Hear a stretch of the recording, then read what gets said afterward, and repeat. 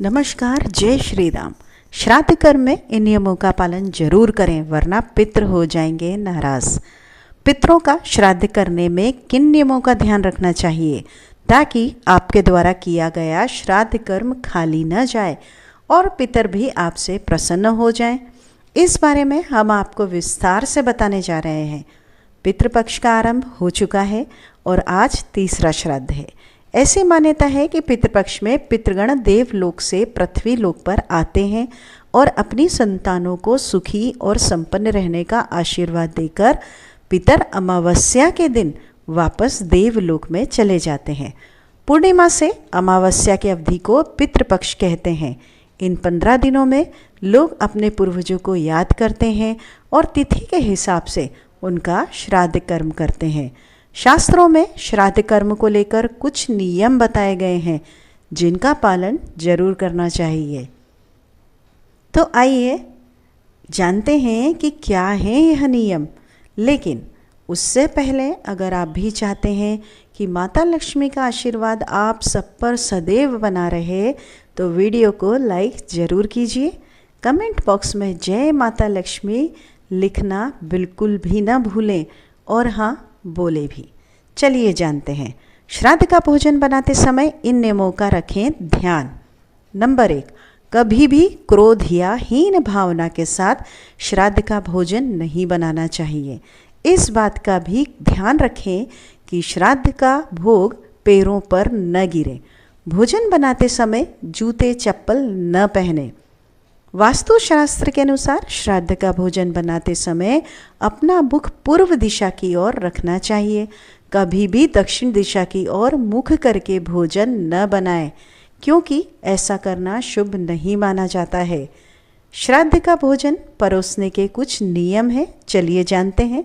श्राद्ध पक्ष के दौरान सर्वप्रथम पितृ पात्र निकाला जाता है, यानी कि पितरों के लिए थाली परोसी जाती है।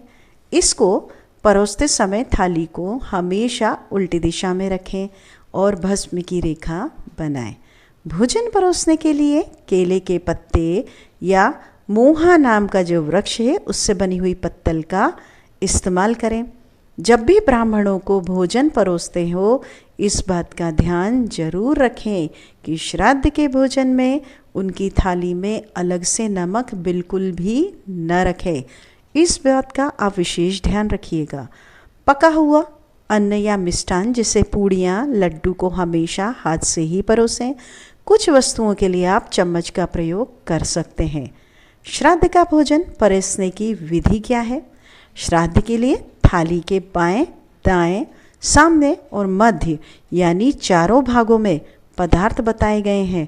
सर्वप्रथम थाली में देसी घी लगाएं। इसके बाद मध्य भाग में चावल और खीर परोसें। भाजी, तरकारी आदि को दाईं ओर परोसें। इसके बाद चटनी, कचूमर या जो भी नींबू है आप बाईं ओर परोसें।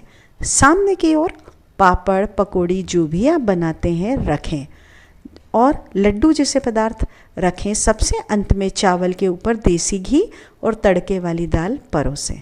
भोजन परोसते समय इन बातों का भी ध्यान दें। पितृपक्ष के दौरान श्राद्ध भोज करवा रहे हैं तो कम से कम एक ऐसी चीज़ जरूर बनवाएं जो आपके पितरों को पसंद थी।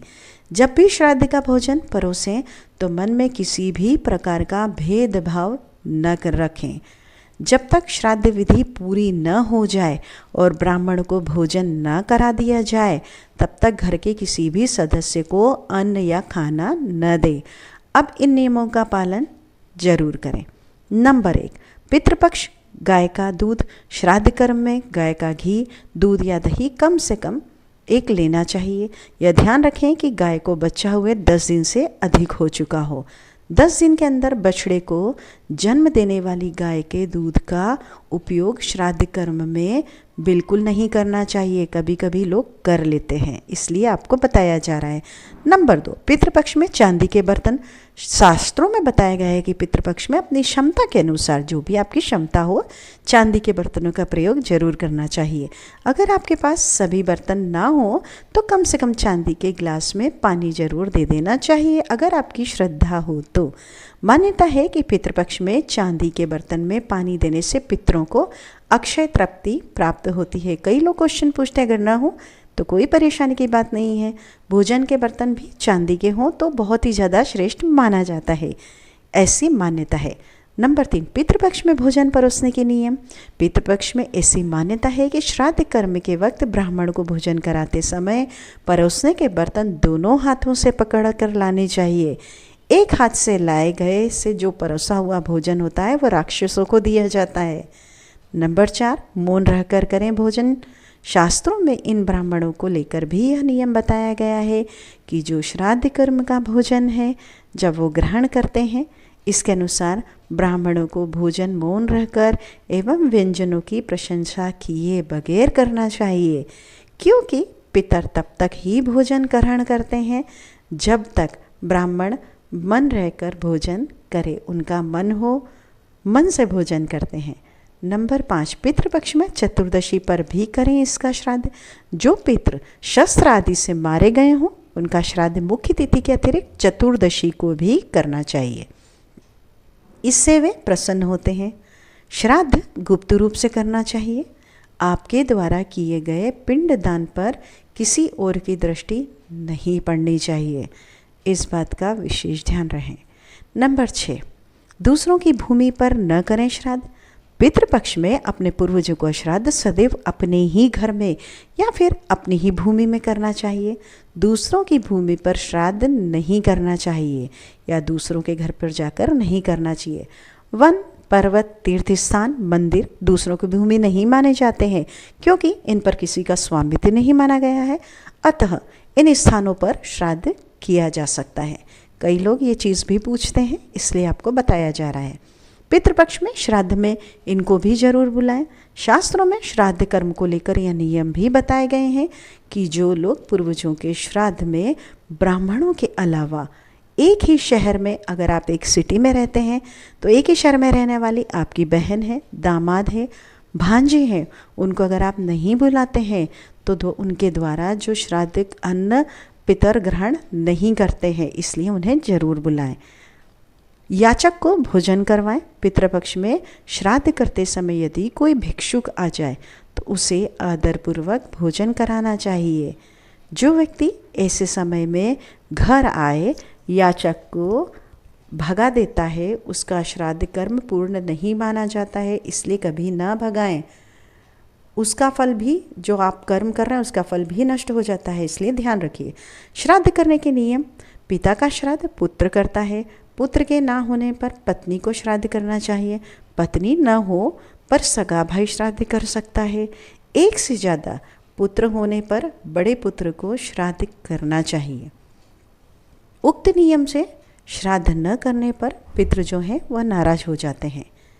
कई घरों में बड़ा पुत्र है फिर भी छोटा पुत्र श्राद्ध करता है। छोटा पुत्र यदि अलग रहता हो तब भी सभी को एक जगह एकत्रित होकर श्राद्ध करना चाहिए। कोशिश करिए कि एक जगह आप एकत्रित हो सकें। शाम के समय न करें श्राद्ध। शुक्ल पक्ष में, रात्रि में और ऐसे दिन जब 2 तिथियों का योग एक ही में हो रहा हो तथा अपने जन्मदिन पर कभी भी श्राद्ध नहीं करना चाहिए। धर्म ग्रंथों के अनुसार सायंकाल का जो समय होता है वह राक्षसों के लिए होता है। यह समय सभी कार्यों के लिए निंदनीय है, अतः शाम के समय भी श्राद्ध कर्म नहीं करना चाहिए। कोशिश करिए आप दिन में कर लीजिए। पितृपक्ष में इन चीज़ों का जरूर करें प्रयोग। क्या है वह? पितृपक्ष में श्राद्ध में यह चीज़ें जरूर मानी जाती हैं, उसका जरूरी होना बहुत है। गंगा जल, दूध, शहद, कुश और तेल। केले के पत्ते पर श्राद्ध का भोजन परोस सकते हैं। सोना, चांदी, कांसे, तांबे का पात्र उत्तम है। इसके अभाव में आप पत्तल का उपयोग कर सकते हैं। नंबर 12, पितरों का पसंदीदा भोजन। पितरों की पसंद का भोजन दूध, दही, घी और शहद के साथ अन्न से बनाए गए पकवान जैसे खीर आदि हैं। इसलिए ब्राह्मणों को ऐसा भोजन कराने का विशेष ध्यान रखिए। तैयार भोजन में से गाय, कुत्तों को, देवता और चींटी के लिए थोड़ा सा भोजन आप भाग जो है उनका हिस्सा जरूर निकालें। इसके बाद दाएं हाथ में जल, अक्षत, फूल और तिल लेकर ब्राह्मणों से संकल्प लें। इसके अलावा पितृपक्ष में अन्नदान का खास महत्व है।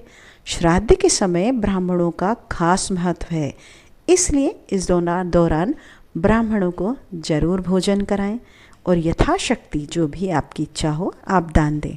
ब्राह्मणों के भोजन के बाद घर में कुछ भी न खाएं जब तक ब्राह्मण न खा जाएं, तो खीर या मिठाई ज़रूर खिलाएं। इसके अलावा ब्राह्मणों को लकड़ी, ऊन या कुशन की बनी हुई आसनी पर बैठाएं। नंबर 13, पितृपक्ष में भोजन के नियम। पितृपक्ष में कुत्ते और कोए के निमित्त आप भोजन निकाला जाता है, तो भोजन कुत्ते और कोए को ही कराएं। किंतु देवता और चींटी का भोजन आप क्या करते हैं, गाय को खिला सकते हैं। इसके बाद ही ब्राह्मणों को भोजन कराएं। पूरी तृप्ति से भोजन कराने के बाद ब्राह्मणों के मस्तक पर तिलक लगाकर आपकी जो भी शक्ति हो यथाशक्ति कपड़े, अन्न और दक्षिणा दान कर आशीर्वाद पाएं। नंबर 14, भोजन के बाद ऐसे विदा करें ब्राह्मणों को। भोजन के बाद घर के द्वार तक पूरे सम्मान के साथ आप विदा करके आएँ ब्राह्मणों को। भोजन के बाद घर के द्वार तक पूरे सम्मान के साथ विदा करना चाहिए, क्योंकि ऐसा माना जाता है कि ब्राह्मणों के साथ साथ जो पितर हैं वो लोग भी चले जाते हैं। तो ब्राह्मणों के भोजन के बाद ही अपने परिजनों, दोस्तों और रिश्तेदारों को भोजन आप कराएं। नंबर 15, पितृपक्ष में शाम को दीपक जलाएं। अब क्या करना है, आप शाम को दीपक जलाएं, उससे लाभ प्राप्त होता है। पितृपक्ष में शाम को घर के बाहर दीपक जलाकर रख दें। दीपक जलाने से न केवल घर में आपकी खुशहाली आती है, बल्कि पितृ भी प्रसन्न होते हैं। साथ ही घर के पास में किसी पीपल के पेड़ के करीब आप दीपक जलाएं। हिंदू मान्यताओं के अनुसार पीपल के पेड़ में अगर आप दीपक जलाते हैं तो वहाँ क्या होता है, देवताओं का वास होता है और दीपक जलाने से पितृ प्रसन्न होते हैं। तो ये थी कुछ ऐसी जानकारी, आपको शुरू से लेकर अंत तक क्या करना है, क्या भोजन बनाना है, किस तरह का भोजन करवाना है, ब्राह्मणों को कैसे भोजन करवाना है, पूरे सम्मान के साथ क्या क्या आपको खाना निकालना है, खाना आपको कब खाना है, किस तरह परसना है, ब्राह्मणों को किस तरह दक्षिणा देना है, ये पूरा सब एक ही वीडियो में। तो अंत तक वीडियो को जरूर देखिए, लाभ प्राप्त होगा। धन्यवाद, आपका दिन शुभ हो। नमस्कार।